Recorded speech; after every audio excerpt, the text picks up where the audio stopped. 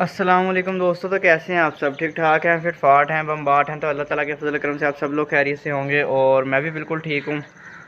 तो चलते हैं आज हम अपने टॉपिक की तरफ। ऑर्गेनिक फार्मिंग टिप्स क्या होती हैं, ऑर्गेनिक फार्मिंग टिप्स के बारे में मैं आज आपसे बात करूँगा। पिछली वीडियो में मैंने आपसे बात की थी, मैंने आपको चाइना का और जापान का ये जो सारा ना फार्मिंग का स्टाइल समझाया था, कि जिसमें मैंने बताया कि वो जंगलों में फार्मिंग करते हैं, ऑर्गेनिक फार्मिंग करते हैं। मैं भी आपको ऑर्गेनिक फार्मिंग की कुछ टिप्स देना चाह रहा हूँ और कुछ टिप्स सिखाना चाह रहा हूँ। तो दोस्तों, पिछली वीडियो में हमने मुर्गियों को बेरीज़ दी थी, यानी कि शहतूत दिए थे, शहतूत का फल दिया था और मैंने आपको बताया था सारा तरीक़ाकार। वो आप पुरानी वीडियो जब मेरी देखेंगे ऊपर आई बटन में वो आ जाएगी, तो आप वहाँ से जाके वो पुरानी वीडियो में देख सकते हैं कि किस तरह मैंने उसमें जो है आपको क्या इन्फॉर्मेशन दी है।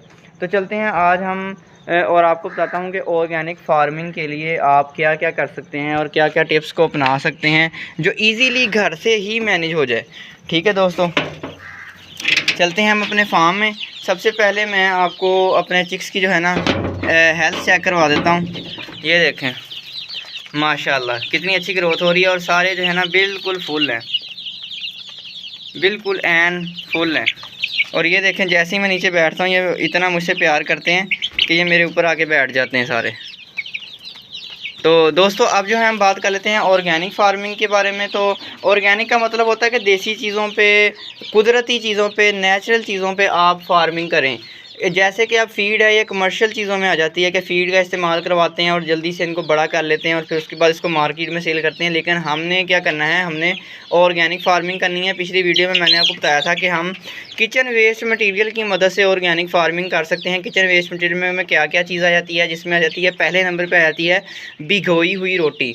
उसकी गर्मियों के अंदर ये दी जाती है, सर्दियों में नहीं दी जाती। सर्दियों में चूज़े जो हैं वो इससे मुतासर हो सकते हैं, बीमार हो सकते हैं। गर्मियों के अंदर ये दी जाती है, रोटी भिगो दी जाती है 2 से 3 घंटे के बाद। फिर उसके बाद वो बड़ी सॉफ्ट सी हो जाती है। फिर उसको मैश करके ना हाथों की मदद से तो चूज़ों को दे दी जाती है और चूज़े बड़े ही शौक़ से खाते हैं। अभी मैं ये वाला फार्मूला नेक्स्ट मंथ से स्टार्ट करूँगा। अभी जो है फ़िलहाल गर्मी ने इतना ज़ोर नहीं पकड़ा और मैं अभी ये डाइट इनको नहीं देना चाह रहा।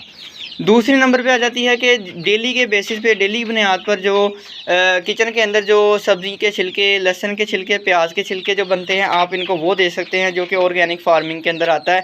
लहसुन और प्याज के छिलके एंटीबायोटिक का काम करते हैं और प्याज के छिलके पोल्ट्री बर्ड्स के अंदर वेट गेन के लिए बड़े ही मुफीद होते हैं, वज़न बढ़ाने के लिए बड़े ही मुफीद होते हैं। उसके अलावा इनमें खून की अगर कमी है तो वो भी बेहतर हो जाती है। अगर इनका हाजमा सेट नहीं है तो हाजमा भी जो है इनका बेहतर हो जाता है और खाने पीने में परिंदे दिलचस्पी लेने लग जाते हैं।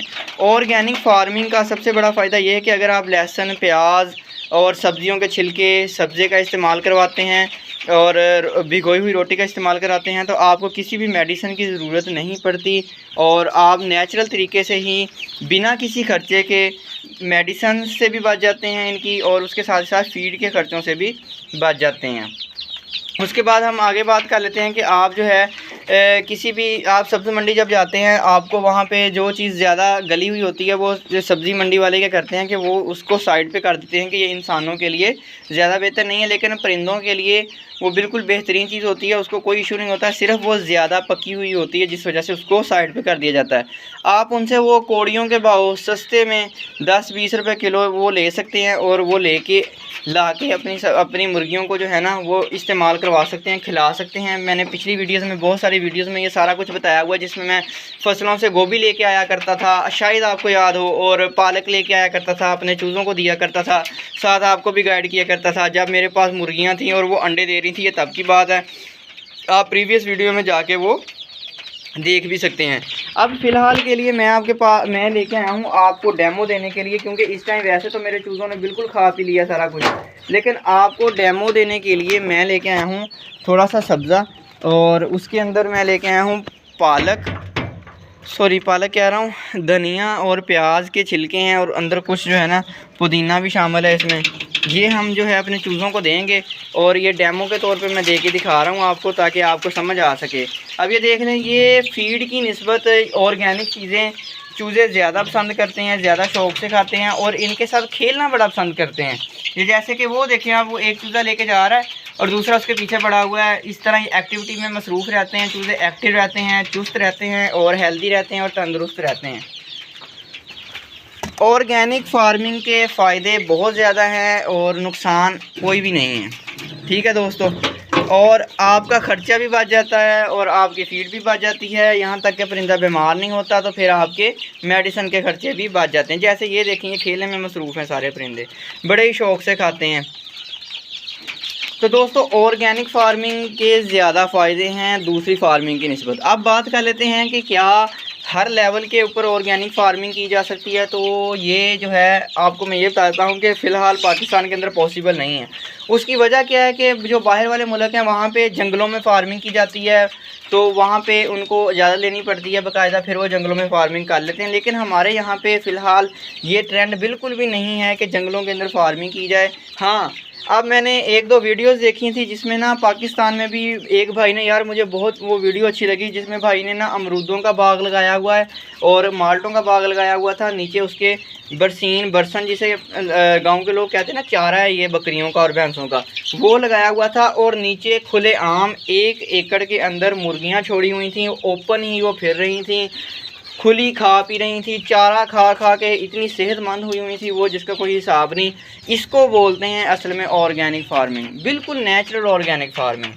तो अगर आप गांव से ताल्लुक़ रखते हैं, आपके पास जगह की कमी नहीं है, तो आप ऑर्गेनिक फार्मिंग बड़े ही अच्छे तरीके से कर सकते हैं।